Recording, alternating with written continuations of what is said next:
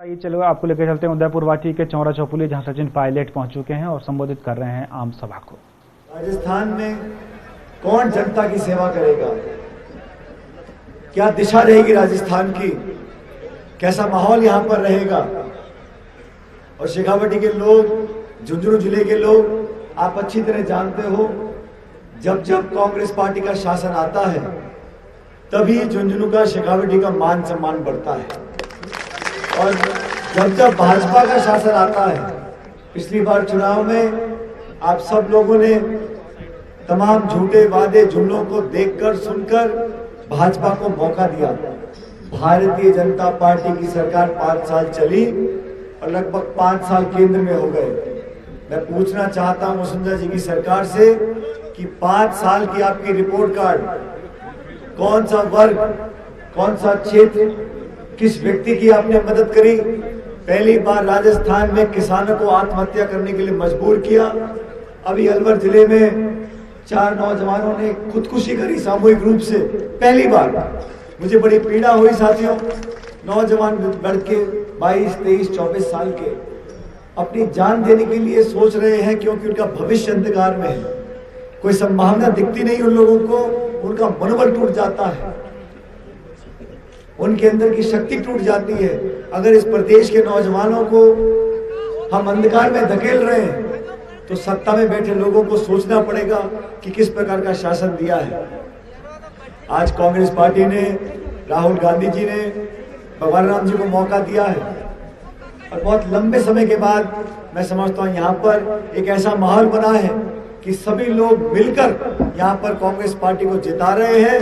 सभी गांव के लोग, किसान लोग, पिछड़े लोग, हमारे दलित भाई बहन।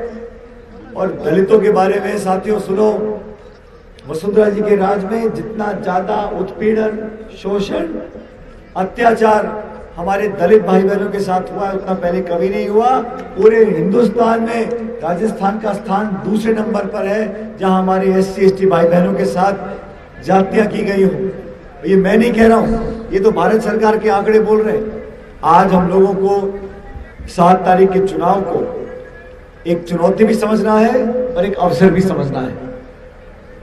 वसुंधरा जी 5 साल शासन करने के बाद आज बोलती हैं कि मैं तो जनता के दिलों में राज करने वाली महारानी हूं। अगर जनता के दिलों में आप राज करते तो आपको अपनी गौरव यात्रा स्थगित कर कर हेलीकॉप्टर से नहीं जाना पड़ता। सड़कों पे लोगों ने कहा हम आपको स्वीकार नहीं करेंगे। उनकी रैलियों में कोई काला कपड़ा, काली चुन्नी, काले मोजे, काला बनियान नहीं पहन सकता। उन्हें डर लगता है कि काला कपड़ा दिखाकर हमारा लोग विरोध कर देंगे। और हम तो बोलते हैं भाई हमारी कांग्रेस की रैली में कोई सा कपड़ा पहन लो, काला, पीला, नीला, हरा, लाल, जो तो पसंद आए। अभी सीकर में रैली हुई 1.5 साल पहले, वहां के नौजवानों ने बोला भाई हमारे को 15 लाख रोजगार का वादा किया था, वो रोजगार कहाँ है। ऐसा गाली गलौज नौजवानों के साथ किया। पुलिस ने लाठियां मार मार के खदेड़ दिया। पूरे प्रदेश भर में लोगों को गिरफ्तार किया गया। और बाड़मेर में जब गौरव यात्रा निकल रही थी तो वहां लिखित आदेश दिया, जैसे ये कुछ साथी खड़े छतों के ऊपर, बाड़मेर में लिख कर दिया था कि अगर आपके घर पे कोई चढ़ के वसुंधरा जी या बीजेपी की सरकार का विरोध करेगा तो मकान मालिक को नोटिस करेंगे, उसको गिरफ्तार कर लेंगे। लिखित में नोटिस दिया। इतना भयभीत ये सरकार है, इतनी सुरक्षित है। और जब प्रधानमंत्री जी यहाँ पर आते हैं, बहुत बड़ी सभाएं करते हैं, वसुंधरा जी जानती हैं कि बीजेपी के नाम पर और सरकार के नाम पर यहाँ भीड़ आने वाली नहीं है। तो उन्होंने कहा हम प्रदेश भर के लाभार्थियों को लेकर आ रहे हैं। लाभार्थी कौन है? जिनको पेंशन मिलती है, जिनकी नौकरी लग गई होगी। अरे आपने क्या एहसान कर दिया किसी के ऊपर? आपकी जेब का पैसा नहीं है, जनता की गाड़ी कमाई का पैसा है। अगर आपने किसी को भत्ता दे दिया या किसी को पेंशन दे दी तो आपने कोई एहसान नहीं किया। बहरहाल उन सब लोगों को इकट्ठा किया, सरकारी खर्च पर खरबों रुपए खर्च कर भीड़ इकट्ठी करी। लेकिन मैंने वसुंधरा जी को कहा मन से, मैंने कहा वसुंधरा जी अगर आप प्रधानमंत्री जी की मुलाकात भाजपा के शासन के लाभार्थियों से कराना चाहती हो तो ये बेचारे तो गरीब गांव में रहने वाले हैं, ये लाभार्थी नहीं है। असली लाभार्थी तो लंदन में बैठे हैं, नीरव मोदी, विजय माल्या, ललित मोदी। असली लाभार्थी तो वो है, उनको लेकर आओ प्रधानमंत्री से मिलाने के लिए। अभी बहुत सारे नेता राजस्थान में आ रहे हैं, प्रधानमंत्री, मैं रोज अखबार देखता हूं, बीजेपी के नेता फला प्रदेश के आए, बीजेपी के नेता फला मंत्री, फला मुख्यमंत्री। भाई 5 साल तक कहां थे?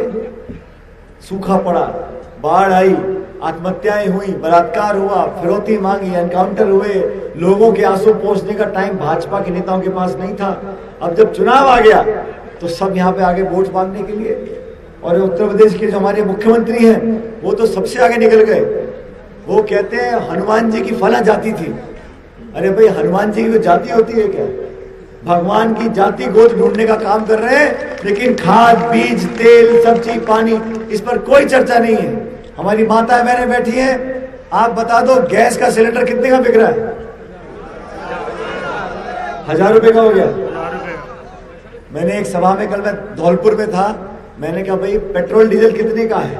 उन्होंने कहा पायलट साहब पेट्रोल डीजल देसी घी से महंगा हो गया है। ये हाल है भाजपा के सरकार में। नोटबंदी करके पूरा मामला चौपट कर दिया। नौजवानों को रोजगार नहीं है, किसान चारों तरफ से पिस रहा है। आज बदलाव की लहर पूरे प्रदेश में है और मुझे पूरा विश्वास है कि झुंझुनू जिले के लोग ऐसा इतिहास लिखेंगे कि जिले की सारी सीटें जीत कर जाएंगे। यहां विजेंद्र साहब बैठे, जो पिछली सरकार में मंत्री थे, बहुत कम हमारे पिछली बार के मंत्री जीत कर गए, लेकिन मैं मुबारकबाद देता हूं कि ओला साहब पिछली बार भी जीते और इस बार तो दुगने बहुमत से जीतकर आप विधानसभा में जाएंगे। जितेंद्र सिंह जी भी बहुत पुराने हमारे नेता हैं, इनको पार्टी ने जिले का अध्यक्ष बनाया हुआ है। हर तरफ से खबर बहुत अच्छी आ रही है, हम भारी मतों से जीतेंगे। लेकिन मैं सारे काम छोड़कर आज उदयपुर वाटी इसलिए आया हूं आप लोगों से निवेदन करने के लिए कि भगवान राम जी को टिकट पार्टी ने आपके भरोसे पर दिया है और जब पूरे प्रदेश में कांग्रेस की हवा है तो मैं चाहता हूं कि उदयपुर वाटी का जो नुमाइंदा है वो भी कांग्रेस व्यक्ति जीतकर जाए विधानसभा में, ताकि इस क्षेत्र में सारे काम हम करा सके। भविष्य अच्छा है, बदलाव होगा, एक नए राजस्थान का निर्माण हमको करना है। अब झूठे वादे और जुमले, इन तमाम चीजों पर जनता भरोसा नहीं करने वाली है। जो आपके दुख सुख के भागीदार हैं, जिन्होंने आपका कठिन समय में साथ दिया है, उन लोगों को, उन नेताओं को चुनकर आप भेजो। ये आखिरी के 15 दिन में भाजपा के नेता यहाँ पर आकर बड़े बड़े भाषण दे रहे हैं, खूब पैसा खर्च कर रहे हैं।